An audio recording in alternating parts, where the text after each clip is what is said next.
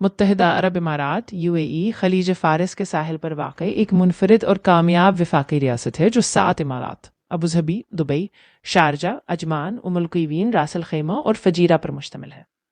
اس کا قیام 2 دسمبر 1971 کو عمل میں آیا جب برطانیہ نے تقریباً 1.5 صدی کے اثر و رسوخ کے بعد خطے سے انخلا کا اعلان کیا۔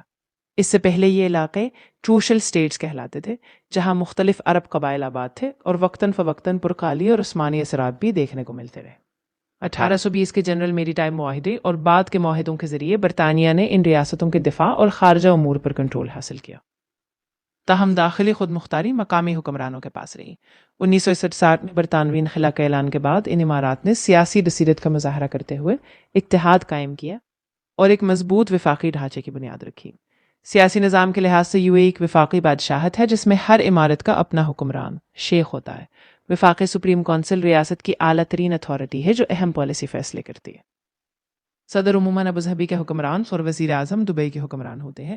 یوں طاقت اور وسائل میں توازن برقرار رہتا ہے۔ اس نظام کی خاص بات یہ ہے کہ مقامی خود مختاری اور مرکزی ہم آہنگی کا ایک مؤثر امتزاج موجود ہے جس نے سیاسی استحکام کو یقینی بنایا۔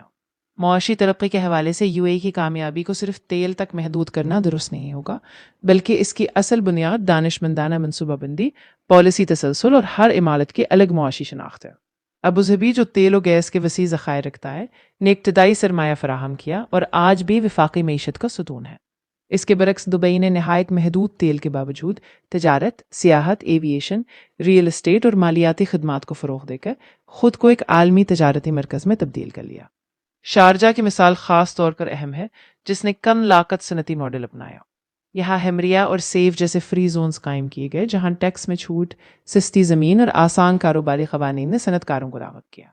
نتیجتاً شارجہ آج UAE کا ایک بڑا مینوفیکچرنگ ہب ہے جہاں پلاسٹک، اسٹیل، سیمنٹ اور دیگر صنعتیاں فعال ہیں۔ اسی طرح راس الخیمہ نے بندرگاہوں کو محض تجارتی مراکز کے بجائے صنعتی ترقی کے ساتھ جوڑ دیا۔